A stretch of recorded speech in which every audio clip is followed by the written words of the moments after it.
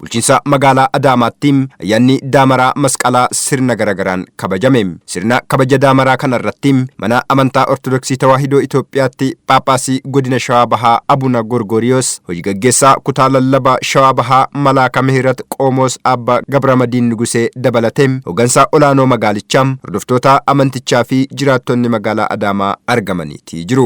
Hojii gaggeessaan kutaa lallaba Shawaa Bahaa Abuna Gorgoriyoos ergaa baga nagaan geessanii dabarsanii jiru. Fannoon mallattoo ifaa fi jaalalaa ta'uu himuun yeroo ayyaanichi kabajamuttis kan beela'e nyaachisuu, kan rakkate gargaaruu fi jaalalaan waliin dabarsuun murteessaa ta'us himaniiti jiru. እንኳን ለብርሃነ መስቀሉ በሰላም በሕይወት ጠብቆ አደረሰን።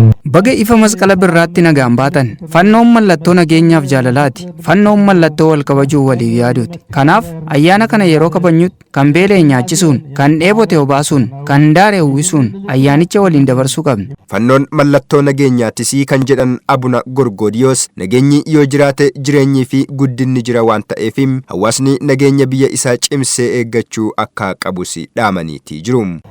መስቀል የሰላም ምልክት ነው።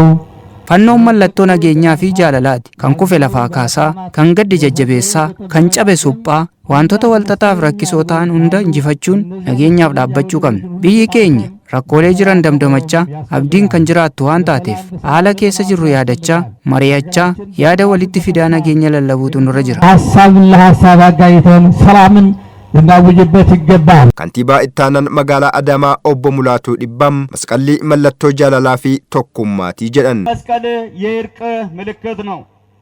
Masqalli ifa mallattoo araaraa fi tokkummaati. Namoota wal dhabne waliin kan walitti araaramnu, ofii keenyaa fi waaqa waliin kan walitti araaramnu mallattoo araaraa fi nageenyaati. Magaalaan Adaamaa sabaa fi sablammootaa hunda hammachuun beekamtii kan jedhan obbo Mulaatuun nageenya lallabaa, jaalala labsaa, tokkummaan magaalaa hundaaf mijooftuu taate caalatti ijaaruun badhaadhina waloo milkeessuun barbaachisaadha jedhanii jiru.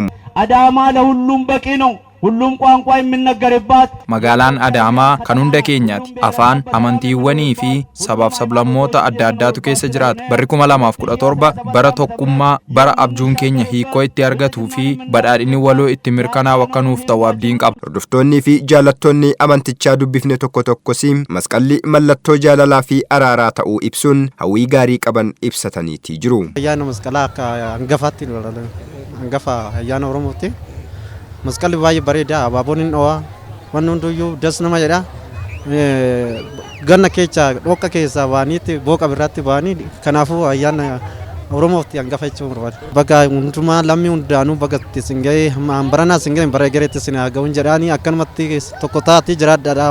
Nama walii kabajee waliin jiraatee jiruu gaarii jiraatu sin haa godhuu jechuu barbaadetan. Ayyaanni daamaraa immoo baay'ee das nama jedha. Ayyaanni oolidha baay'ee indoon akkanatti hin bareede jennee yaadneyyuu baay'ee das baay'eetti gammannee jirra.